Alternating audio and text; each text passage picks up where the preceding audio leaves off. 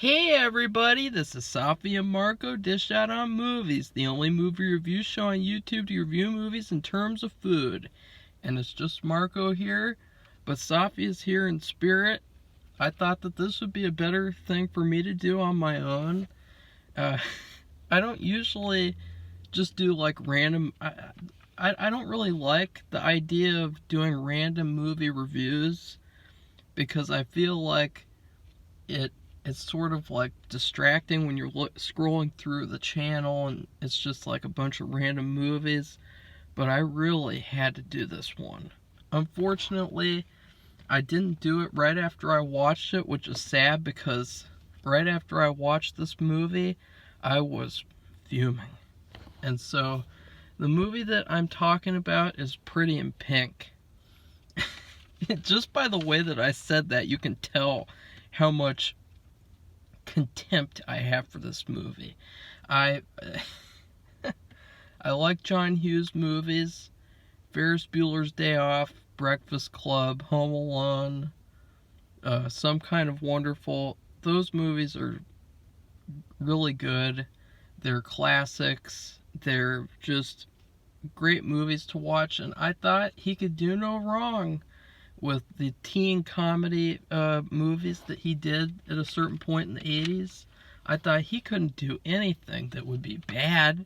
He couldn't do anything that would be gross. And not like gross as in like an outdated way.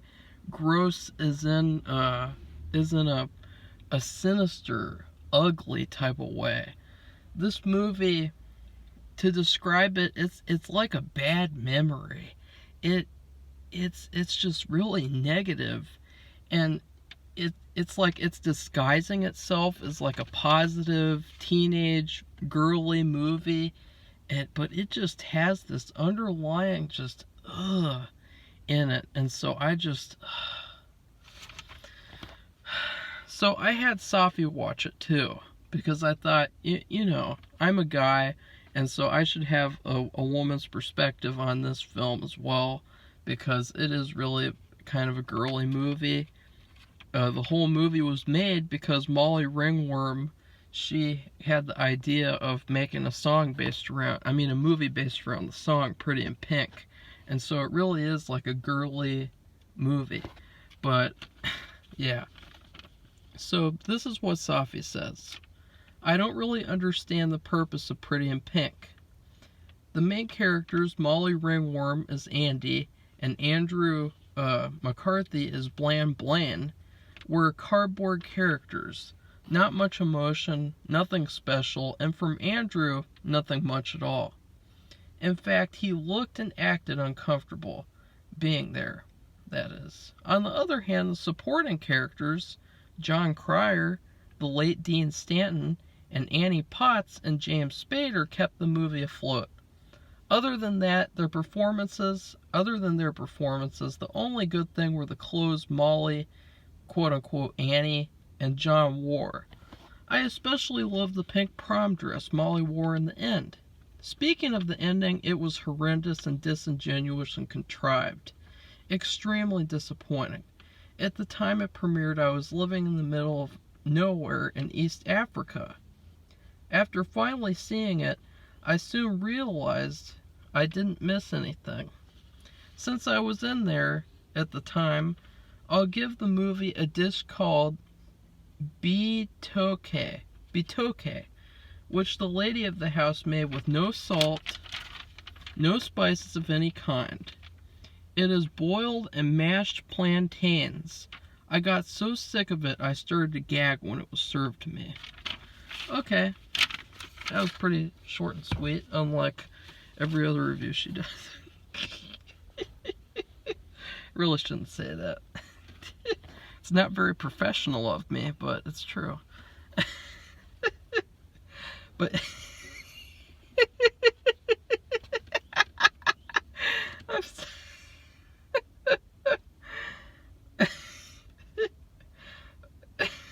okay. I'm moving on now. So, Molly Ringworm, let's just get this over with. I hate Molly Ringworm. She's just the worst. I mean, she's ugly, she's unlikable, she's just terrible. I just hate everything about her as a person. I hate everything about her in his movies. I just hate her, plain and simple. I mean, she's so disrespectful and so gross when it comes to John Hughes. Like right now, she wrote like an article, or she wrote like a big Twitter blab where she talked about, oh, we need to take all of John Hughes's movies and we need to reevaluate them in the era of Me Too. And like, ugh, gross. You're such a gross person, such an evil person that you're doing this, and that you're acting like his movies are problematic. All that stupid kind of shit that people say nowadays about old movies, old TV shows. Shut the F up, Molly. And other than that, she said something that really pissed me off about Ducky, and about just the, I guess you'd say, nerdy characters in John Hughes films in general. She said that he wrote Ducky to be gay. She said that Ducky was gay. She said that all of the other characters in John Hughes' movies were gay, aside a couple. And, you know, what really pisses me off about this is the fact that she then said that if he were alive, he would say the same thing. And just, ugh, God, you're such a gross person. Ugh, ugh. God, you're speaking for a dead person. You're changing the sexuality of all of his characters so that it fits your stupid agenda. I mean, do you not have any respect? Like, seriously, just because Ducky has a fashion sense, and just because he's like slightly flamboyant in the way he talks, he rambles on a lot, he talks a certain way, just because he talks like that and dresses like that, you're gonna call him gay? Seriously, F off. That's just ridiculous. And so basically what she's saying is like, Cameron and Ferris Bueller, oh, he was gay because he, you know, excuse. It's just her ugly personality coming through when she talks about these characters. It's the same type of thing that I despise about all of these people who quote-unquote ship characters. Basically, they take straight characters and they make them in gay relationships, and they write porn about them, and they draw pictures where they're like having sex, and they're like, oh yeah, they're the perfect couple, and they just make everyone gay. And it's the same type of thing with Molly. She's just, I have no idea what she's thinking, because in this movie he gives no indication he's gay. And then it's funny because in Some Kind of Wonderful, which is the movie that he made to basically remake this movie and actually make it good, in that movie, the character who is the Ducky equivalent, she does get called a duck, and she gets called a lesbian by these guys. And it comes off as like really insulting. Like, what? Just because I dress like a tomboy means that I'm gay? Like, that's just wrong and bullying and just terrible. And so it's almost like he took all these issues that were brought up with Pretty in Pink and he actually addressed them. And so no, Ducky is not gay, and Watts from Some Kind of Wonderful isn't gay either. She's very straight. And so yeah, that really pissed me off. I already didn't like her as a person before, and now I don't like her even more. And then Molly, I mean, let's just get this over with. She is ugly as hell. I mean, she looks like a grub worm. If you don't know, I'm putting up a picture. She looks like a grub worm. And just totally. And it's not anything against her as a person, but like, I don't want to watch a movie starring a grub worm. I'm sorry, but like, I don't see any appeal to her as in these movies. Like, she's always in these John Hughes movies, and there's nothing about her that you can like. And then, well, I mean, other than that, she's not even likable as a person. And other than that, I actually disagree with Safi. I think that she wears terrible clothes. Sorry, I thought a delivery person was going to bother me. Molly in this movie looks like a grandmother with the clothes that she wears. And that's what's funny too. They like try to say that she's a poor person, but she's wearing like these expensive looking clothes, these ugly, pretentious, expensive clothes. And, you know, she looks, from this movie, she looks like the grandmother who falls asleep driving. She looks like the grandmother who plays bingo on Better Call Saul. She looks like the grandmother that brings frozen food to church banquets. That's what she looks like. She doesn't even look like a teenager. Remember how I complained all about Elizabeth Shue and how she looked old in Adventures in Babysitting? Just amplify that times 100, and that is Molly Ringworm in Pretty in Pink. So, I mean, this movie is already a failure because the main character is a total bitch and there's nothing about her that's likable. And so the movie is already a failure because teen comedies always rely, in fact, this movie primarily relies on the drama of who should she choose, the rich guy or the guy who's like her and is actually a good guy. That's the conflict of this movie. It's not even a fucking conflict. It's just an irritating, basic, and boring story that I'm sick of seeing in movies. And then, let's talk about Ducky. Ducky, the MVP, the champion, the badass. Ducky is awesome. I would have loved to have been best friends with Ducky in school. And then, of course, like, the female equivalent, Watson Some Kind of Wonderful, I would have dated the shit out of her, that's for sure. She wouldn't have gotten friend zone with me. And Ducky was friends with Molly, ever since they were kids. He defended her honor and fought Steph, the rich guy played by James Spader. You know, he did so many things for her, and it just seems like she never appreciates him. She doesn't care about anything that he does. And then, what did Blaine do? You know, Blaine, the rich guy, the guy that she needs to go with for some reason.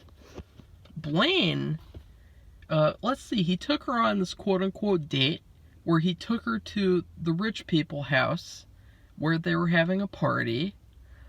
He took her to the room so that she could be confronted by her bully and get bullied even more and get shamed by other people at the party who are rich and assholes and bitches. You know, oh yeah, oh I forgot. Oh, he sent an email to her with a picture of herself and said hi. Oh yeah, I forgot all about that. Oh my god. Oh, case closed, choose him. Bland Blaine, lame Blaine, piece of shit Blaine, punch you in the fucking face, knock you. What else did he do for her? He bought a record from her record store. Oh yeah, that's yeah. And so really, the main issue from this movie is the fact that the movie promotes and encourages women to get with the abusive rich people and then friend zone the good guys. It has nothing to do with like rich and poor can't date. I couldn't even tell that Molly was poor. She didn't look poor. She wasn't poor. Come on. Stop doing that. She was not poor. And so, but God, it was so negative. It started making me physically ill at the end of this movie because I knew it was going to happen because I'd already seen Some Kind of Wonderful and I heard about what happened with that, and so negative. the way that, I mean, spoiler alert, at the ending, and there's one image in this movie that sticks out to me over everything. When Andy goes to prom, she decides to go to prom anyway, and blah blah blah, who cares, F you. She goes to prom, and she stands all by herself in this big hallway. And to me, this image is very representative of her future. And it's very representative of what's going to happen for her, and what it's going to be like because of the choices that she makes. And so I thought it was very funny that they chose to have that shot, because it completely doesn't go with the message of the ending of get with the rich guy and ignore the good guy. Because then Ducky is there, and God, Ducky is so cool in this movie. He does this. There's the best scene of the movie is actually where he comes into the record store, and he dances to this great song, and he lip syncs to the song. It's so great. It's such a nice, iconic 80s type of scene. I love that. That was the best scene of the movie by far. And then also it was pretty interesting because he had the best lines of the movie, and he improvised these lines. There were two lines in the movie. One of them, he got thrown into the girls' bathroom, and he's like, the boys' bathroom doesn't have a candy machine, and he improvised that. And then also, when he's going off on Andy the bitch, he says, Blaine isn't even a name, it's a household appliance. Like, that was, he improvised that. Like, that's so cool, because it totally shows, again, how the script was trash, and how the story itself was trash, that he came up with the best lines in the movie himself.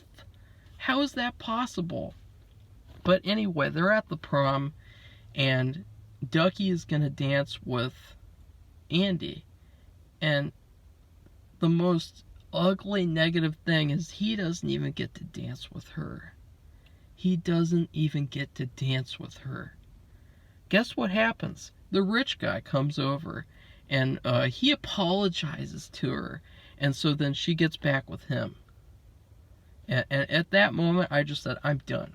I am done. F this movie. Seriously. I mean, you could have just at least let them dance. Let him have one thing. The whole movie, he gets treated like garbage by everybody. He gets beaten up by the bullies. He gets friend-zoned by the bitch, Andy. He gets friend-zoned by the other girl at the record store. I mean, he just gets shat on this entire movie. And even at the end, they don't even let him have that. I mean, oh my God. Very, very depressing. Very, very ugly.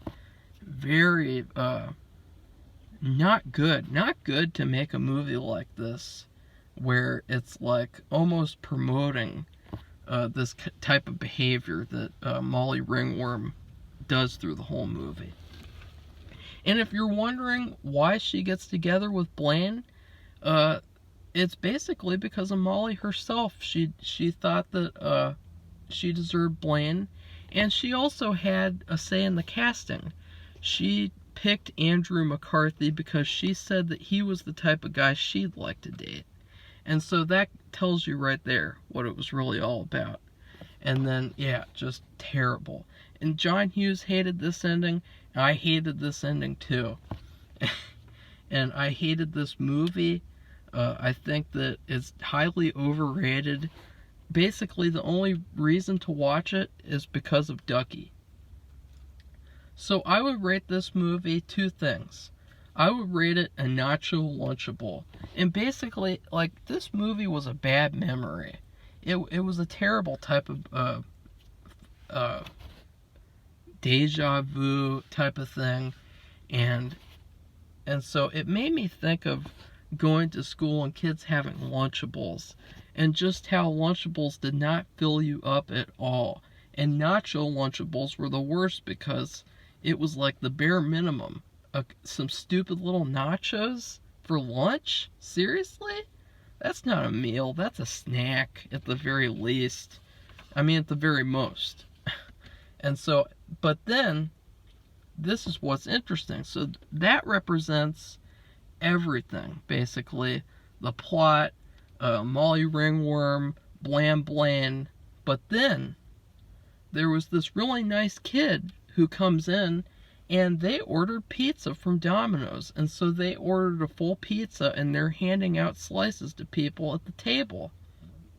And so you get a slice of pizza, and you also get a Mr. Pibb from them. And so that represents Ducky. Ducky is the only good thing about this movie. He's the only redeeming quality about this movie. And so, yeah, that is representative of Ducky. So, yeah, that's pretty much it. In terms of spoilers, you know, this movie, it really did bring back a lot of memories, even though it was from the 80s. I mean, the thing is, like, maybe if they had a more likable actress, then I would be okay with it a little bit, and just, like, say, yeah, it's just an 80s movie, whatever. But it had to be this ugly Molly Ringworm. I mean, the woman from Ghostbusters, she is in this movie, and she is far more attractive than Molly Ringworm. I mean, they should have made her the main character. Even though she was, like, in her 30s or whatever, she was really cute in this movie. And you know, this movie, I think that the biggest problem is the fact that it's all about her. And she's just not likable. And, you know, I knew plenty of CUNTs like her in high school. Like, I could probably name 50 off the top of my head. Like, Allie, Kaylee, you know, the list goes on. And it just, this movie, it's almost like it spawned these type of people in real life.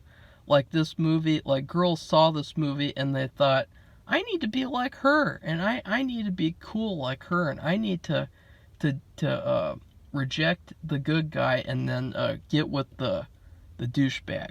And that's what this movie was really all about, unfortunately. Even though it was originally all about her getting with Ducky because he's exactly like her and they make a perfect couple. But yeah, I mean, like, Zoe, Brooke, Claire, I mean, the list goes on. And it's unfortunate because this movie is basically it's Mean Girls before Mean Girls, because nowadays everyone says Mean Girls is their favorite movie. Every girl says Mean Girls is their favorite movie, and the reason why is because they love the fact that they see these mean girls on screen who are exactly like them.